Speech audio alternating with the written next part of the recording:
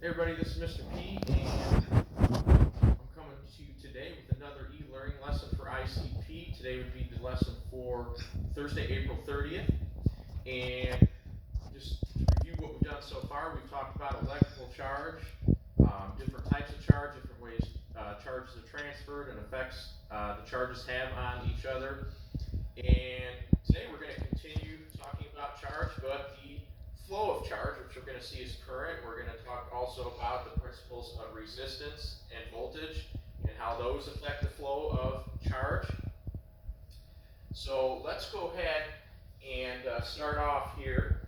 So what is current, okay, in terms of electricity? So this is the continuous flow of electric charge, okay, and we call that electric current. So electric charge flows only in one direction in what we call direct current, okay, which we label or abbreviate with DC. So what is direct current? Places we see direct current, for example, flashlight, and pretty much any other device that is operated with a battery. Okay, so flashlight, most other battery operated devices use what we call direct current, and that's current that's just flowing in one direction. Okay, another type of current is known as alternating current. Okay, so direct current flows in one direction. Alternating current, it's switching back and forth between one direction and the other. So alternating current, the current's switching directions. So we call that alternating current, or AC.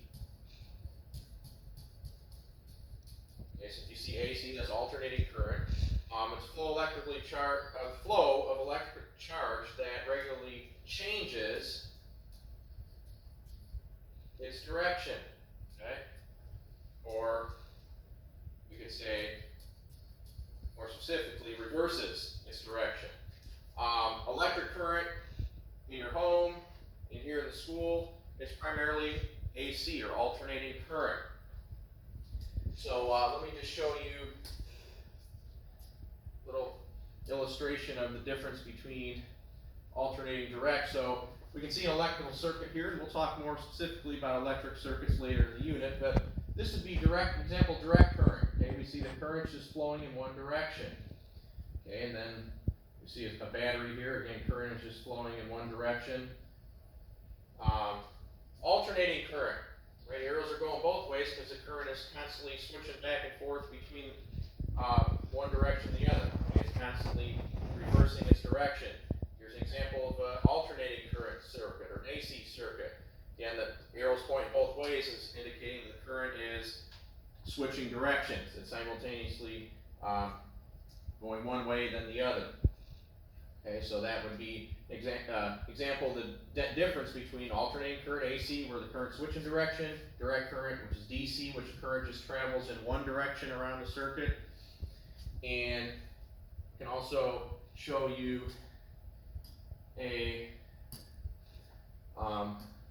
so this would be an example of of direct current. Okay, so again, notice the current is flowing in just one direction around the circuit, and we'll come back to that in a little while to talk about some other things. Alternating current, we can see that, right? We can see it's flowing one direction, then the other, one direction, the other. So alternating current, okay, that's where the current is switching directions. Let's go back to our notes here. So again, direct current flows in one direction. Found a battery operated device is alternating current. That's the type of current, that you're going to find in your home or, here in the school. Some other differences between the two types of current, and we'll just, go through a few of these. So, as far as the amount of energy, Okay, alternating current can be, transferred over long distances, can provide more power than direct current. Since the voltage of direct current, it can't travel very far, okay, before it starts losing energy. Alternating current, okay, there's a rotating magnet that causes, the flow of charge to change, and direct current obviously just goes in one direction, so there's a steady source of magnetism that keeps charge flowing in one direction. Frequency of alternating current, 50 or 60 hertz. Direct current, again, has no frequency. It's not changing direction. And we talked about already with the direction. It reverses its direction for alternating current. Direct current, again, it just stays flowing in one direction. Okay. Again, current varies with alternating current. Has, the magnitude of the current varies with alternating, and it stays the same with direct.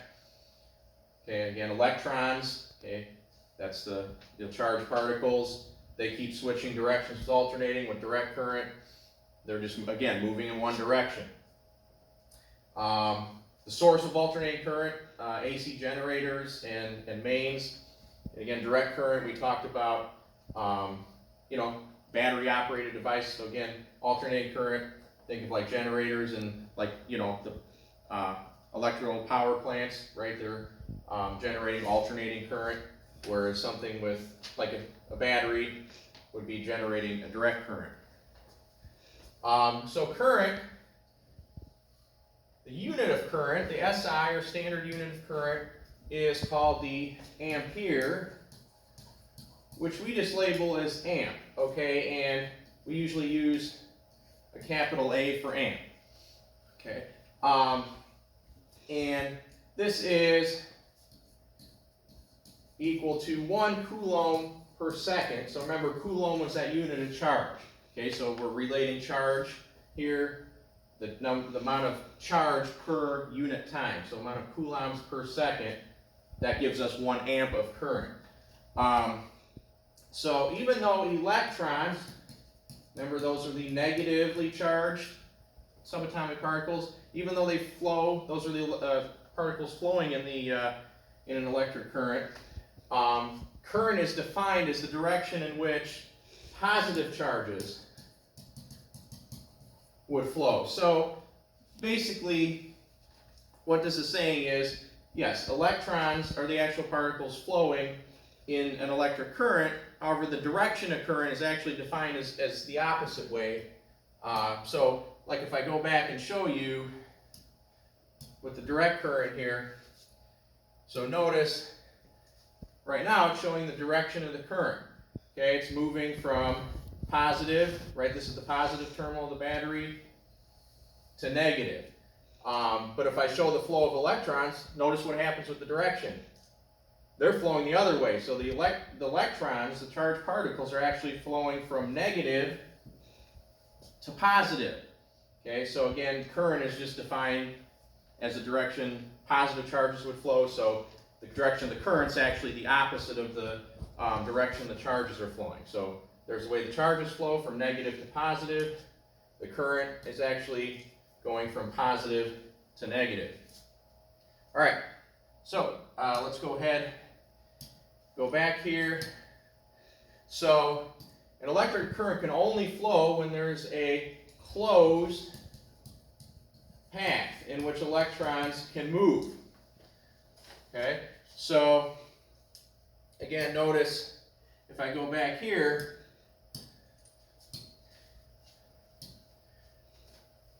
and if I open up this switch, I've broken the circuit. There's no longer a closed path, so current cannot flow. If I close the switch, there's now a closed path and current can flow through the circuit. Okay, so like if right now the lights are on because the circuit is closed. When I flip the switch, I've now opened the circuit. I've broken the circuit, current can't flow. I flip the switch again, I've closed the circuit, now current can flow. So you notice the light bulb's lit up when current's flowing. When I open the circuit, light bulb's no longer lit up because there's no current flowing. Okay, so let's go back here to our notes. So again, we need a closed path of flow, and so let's just go ahead and bring it up a little here.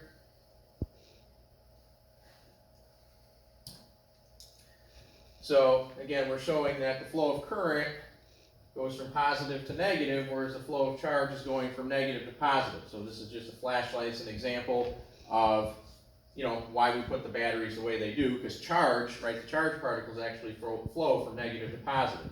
But the current, again, is defined as flowing from positive to negative. All right, so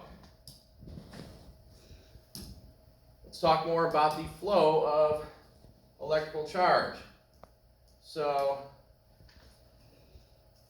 an electrical conductor is a material through which charge can flow easily. An electrical insulator is a material through which charge cannot flow easily. So let's kind of talk about, what's a conductor, what's an insulator, what are examples of those? So a metal wire, okay, most metals pretty much all metals are great conductors of electricity. So a metal wire is usually coated with plastic or rubber. The metal wire is an electrical conductor. The rubber or plastic, those are insulators. Okay, so the coating around a wire helps to control the current, keep it where it is needed. So if we notice the electrical wire, right, we can see the copper, right, that's the metal, that conducts electricity, but we have the insulating material, the plastic, right, which keeps it, when we touch a wire, keeps the current from going into our bodies, right? So that's insulating, keeping the current in the wire. Okay, and insulators do not conduct electricity. That's why if we touch a wire, if something is plugged in, I'm not going to get electrocuted because the insulating material is keeping the current from coming out. It's keeping the current inside the wire. So most materials do not easily conduct charge because they don't have free electrons. Again, electrons, those are the negatively charged particles that flow. That's current, right? The flow of electrons. Okay, so conductors, charge can flow easily. Insulators, charge cannot flow easily. So think of plastic, rubber, wood. Those would all be examples of insulators where charge cannot flow through. Any kind of metal, okay, that's going to be a conductor like copper or gold or silver. So, okay, the concept of resistance is the opposition to the flow of charge in a material, okay? So it's opposition to the flow of charge in a material. Okay, so as electrons move through a wire, conducting wire, they collide with electrons and ions. The collisions convert kinetic energy into thermal energy, okay, and the current is reduced. Okay, so again, we think of the concept of resistance. The more resistance we have, the less charge is able to flow and the less the current is going to be. Okay, so the unit of resistance is what we call the ohm, okay, and we'll see the Greek letter omega to represent the ohm. Let's think about resistance here, okay, in terms of, what constitutes greater resistance versus less resistance. So think about drinking through a straw. Using a thick straw to drink a milkshake is easier than using a thin straw. Why? Because you can take a bigger sip with a thicker straw. You can get more of the milkshake through the thicker straw than you can the thinner straw. So with the thicker straw, there is less resistance because it's easier. Okay, so think about that in terms of a wire. So electrons flow more easily through a thick wire, okay, than they flow through a thin wire of the same material. Okay, then that means there is less resistance in the thick wire. So let's take these two wires. You can see that the black wire here is obviously thicker than the small red wire, so there's going to be less resistance in that thicker wire, okay, because there's more surface area for charge to flow through. Now Now let's talk about the length of wire.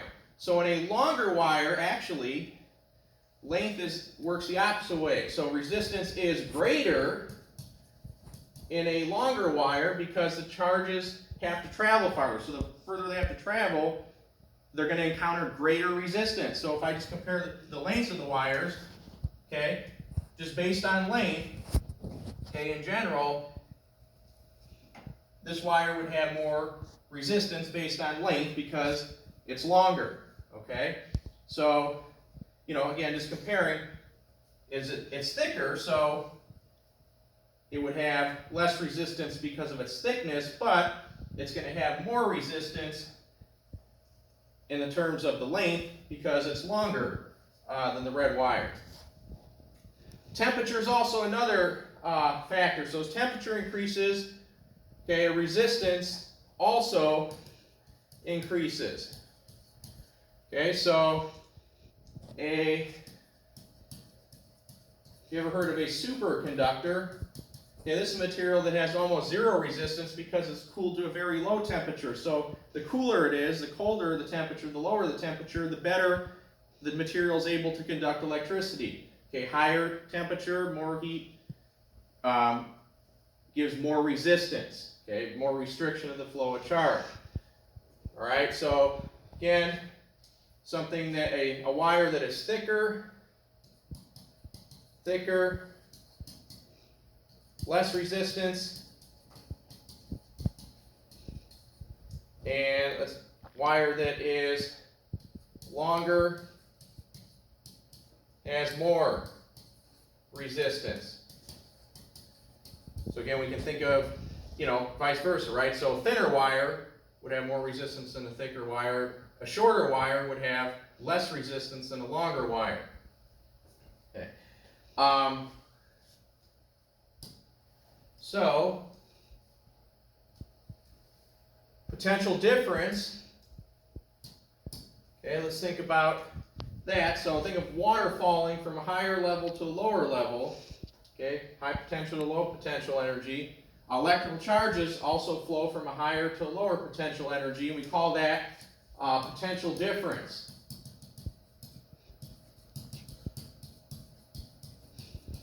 Potential difference, okay, the difference in potential between two places in an electric field.